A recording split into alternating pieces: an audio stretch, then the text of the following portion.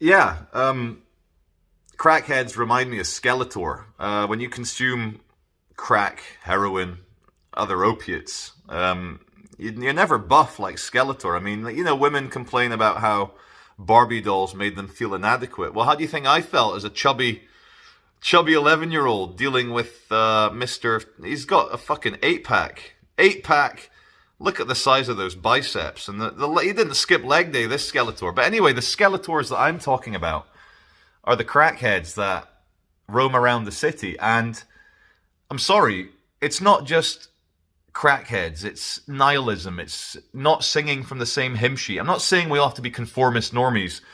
But we all generally want peace, for children to play outdoors, for things to be stable, and for people to be able to prosper, to be educated, to do what they want. But crackheads, nihilists, school shooters, that Buffalo shooter who live streamed it, the dozens of shoplifters I see getting caught every week, just walking around Swinton, Walkden, Manchester, up in Glasgow. I saw a couple of shoplifters, didn't get a chance to fucking film it.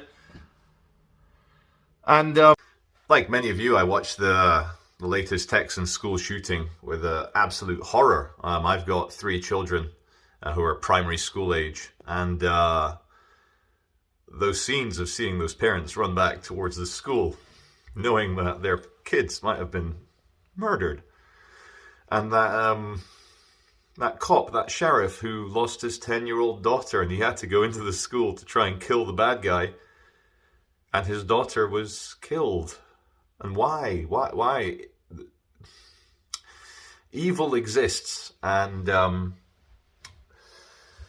I think, fuck, I get emotional because it's fucked up, man. And I think, you got to understand the two sides of what you are. You're half amazing, half evil. You are half angel, half devil. And in order to feel real love, you have to know what real hate is.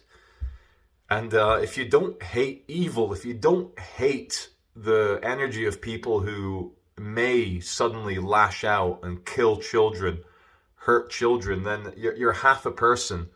And I also don't like these conspiracy theories going around. They're as the attack was unfolding, parents were trying to gain access to the school. Some of the parents were armed and they were going to kill the guy.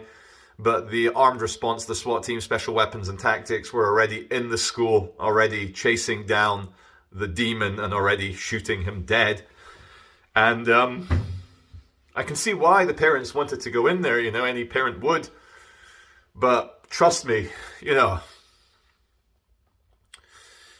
I've been a father for over 10 years, and a lot of those cops, including the one who lost his daughter, are dads.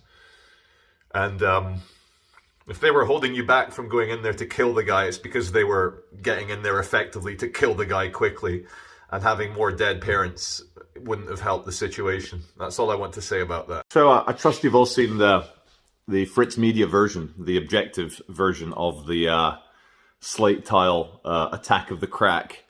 Now, as is always the case in these high adrenaline situations, you don't feel the pain at the time. I knew my hand was fucked. I knew I couldn't use it to grab people, hit people, slap people. So I was a one-armed bandit chasing the dirty crackhead through the streets of Manchester. And as you saw, he had a Skeletor, a small Skeletor Skullface, who was quite proud to be a crackhead, and he said so himself, trying to scupper it. There was also the little Munchkin man. I had to slap him across the face. And again, the rules of engagement for self-defense have had to change. And my mistake was going out into the Serengeti without the proper safari equipment. When dealing with irrational, large animals on the streets, and they've evolved.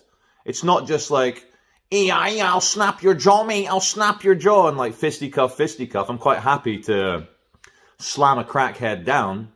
Easy. But when they start throwing missiles, and I say missile in the traditional sense, not in the modern warfare AIM-64 Phoenix missile fired for an F-14 Tomcat, or your Sidewinder, still going. The good old Sidewinder missile, still the top choice for air-to-air engagements. And what's big in the missile world now? Javelin. Anyway, coming back to crackies. As you saw from the Fritz Media version of events, I had to ensure that the crackhead was suitably scared and docile before I did a citizen's arrest on him and held him with my good hand. And woe and evil and woe and evil, nasty normies. The female in the Fritz Media video lying to the police, trying to get me in the shit. There's something about young 20-something hipster Europeans in Europe who feel so guilty. Instead of being grateful for all the opportunities and amazing civilization they have, they feel guilty because the media tells them to feel guilty. So they see a big normal dress guy who isn't scum, getting justice against multiple scum. It doesn't sit well with their mind. I must be an abuser. I must be a fascist. I must be an evil man. And winds me up. It does wind me up. Maybe even more than, crackheads attacking, crackheads being violent. That's what they do. They're like animals. They don't even have a consciousness. But when ordinary members of the public, after a situation has taken place, try and get you in the shit, I'm just happy that Fritz Media had it all on GoPro in 4K from the very start to the very finish. And the rules of, as I say, the rules of self-defense are now updated. I'm sure Greater Manchester Police will agree that if any normal person feels threatened and if you've got a reasonable belief that a crackhead is going to throw something at you and break your hand, hurt your hand, how broken can my hand be if I'm holding a camera with it? A crackhead. Unbreached! And I fucked you up. Citizens arrested you. And you cried because you got arrested. Anyway, yeah, Greater Manchester Police, this is a heads up. The game has changed. It has evolved. Slate tile missiles can fuck you up. Just happy it wasn't my face. Could have ripped my jaw in half. Could have taken an eyeball out. Could have sliced an ear off. Could have unsheathed my face. And again, this is why I have a wonderful life in a warm house, 3 healthy children, amazing friends who look after me. A great friend came and sat with me in A&E for 3 hours. I was there for 10 hours in total, but he was there for 3 hours. Thank you, bro. You know who you are. And so, these fucking crackheads, man, the reason why you're scum living on the street is that you have no issues against someone who hasn't attacked you, throwing something which could cause permanent damage. Permanent damage. It could have missed me, hit a baby in a pram and killed the baby. It could have caused brain damage to me or to an innocent bystander walking past. You are scum, and this is why you live on the street and why I live in a wonderfully warm house with 3 beautiful children and a lot of friends who love me. Did I sound bitter there? Am I giving him too much attention? Probably. But, I've done a lot of soul searching. I don't think I'm going to beat bloodied hand, broken boned, chasing crackheads after slapping them up through the streets of Manchester, citizens arresting them and holding these wild creatures, keeping Skeletor at bay whilst the police came and took over the arrest. I don't think I'm going to beat that. So, I've got armored gloves. I've got Kevlar vests. I don't want to go out dressed like some sort of embedded Fox News reporter in Gulf War 2003. It's too fucking weird. It's going to be mixed up a bit. Again, I think we've reached the high... There's my fucked up hand. There he is. We've reached the high water mark. And we're going to have to expand into other things. I love a good crackhead video. I love whacking a fucking crackhead when they deserve it.